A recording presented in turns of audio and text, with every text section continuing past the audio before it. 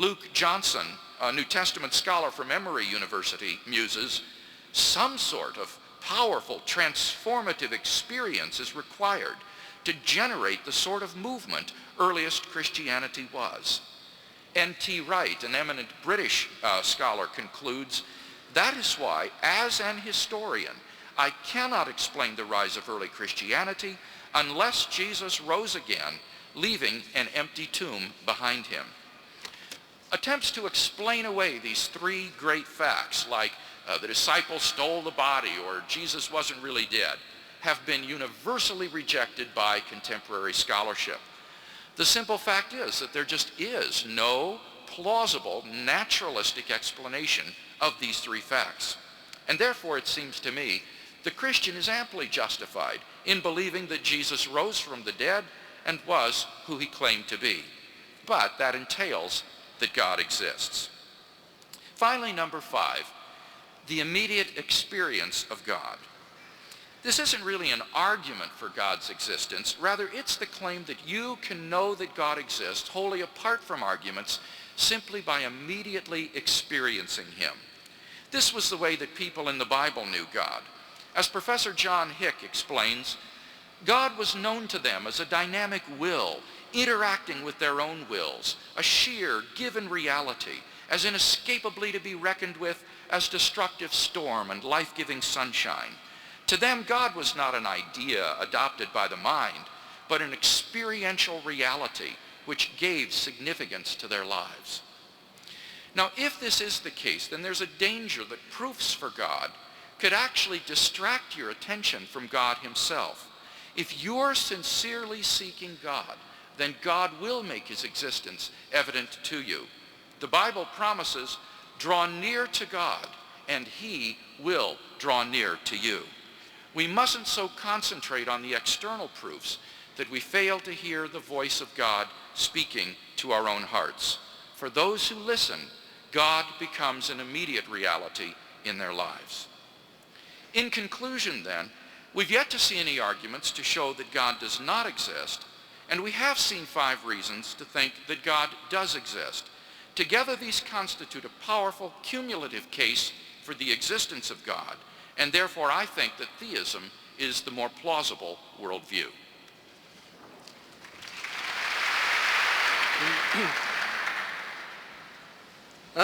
Well, I thought I was going to have to begin as Socrates ended, with an apology, because I thought I was going to have to explain that I wasn't going to try to show that there is no God. I was going to try to show that there are no sufficient reasons for believing that there is. And Dr. Craig apparently was wanting to maintain the exact opposite, that I wouldn't be able to establish that there is no God, but he thinks he's provided sufficient reasons for thinking that there is. Now, he has offered so many arguments that it will be impossible for me in any reasonable amount of time to answer them all. But what I'm going to say, if it's right, will provide a sufficient reason for thinking that he and others are altogether too bold in thinking that they know what caused the universe, or they could know what caused the universe. My fundamental point is that we are all of us creatures whose entire knowledge and experience have been of the universe. It is, after all, the only one there is, and certainly the only one we have experience of. So, why should anyone think that they are able to provide an answer to the question? I take this business about whether God caused the Big Bang, or whether the universe just popped into existence like that. Well, why are we offered only 2 possibilities here? Why does anyone think that these are the only 2 possibilities of an answer? I think there are two things one needs to say about this. And one concerns the ultimates of explanation. So let me try to make this point. Every explanation of why anything is the case is given an answer in terms of something else, some very general or more general law, which at that stage is taken as a brute fact, the fact that explains other things. Now, this is surely of the nature of the case. You cannot have an end to all explanation that is anything other than a brute fact, of course. Some people find some sorts of brute fact satisfactory to them, and they think that's a good place to stop. But it doesn't mean that you're able to say it's absolutely wrong to stop at that point. So it seems to me that you can't rule out the possibility that our knowledge of the universe or our knowledge must stop with the Big Bang. That this itself is the ultimate fact. That if there's any first cause, it's somewhere at the beginning, some microsecond away from the beginning. Because after all, everything else in the universe is being explained now. Of course, the whole of cosmology may be different next year, but we're debating in Wisconsin tonight. So one has at least to entertain the possibility that it's not ridiculous popping it out of existence, out of nothing.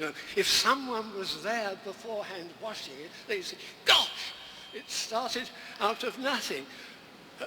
But, we're just not in a position to answer the question.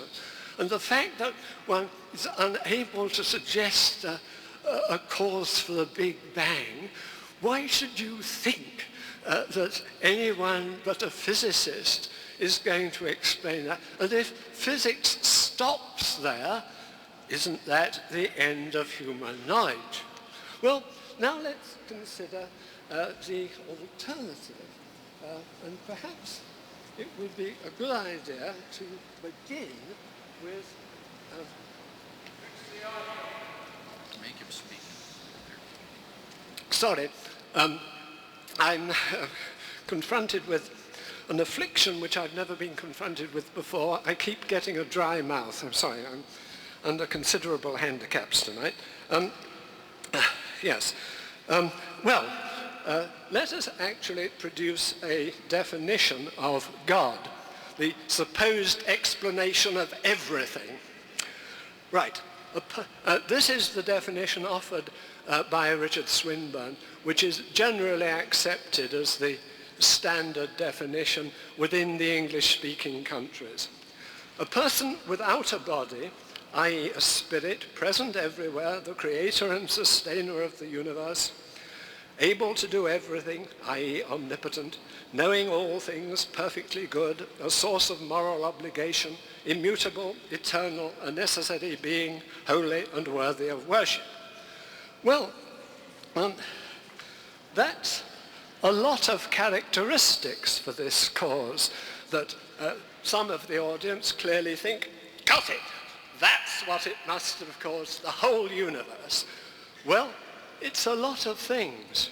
It would be perfectly possible that there should be a being that was omnipotent, omniscient, but wasn't particularly interested in human conduct. Of course, everyone thinking of creation is thinking of the first 2 chapters of Genesis. Well, the creator God there created the whole universe in order to have some human beings created in his image.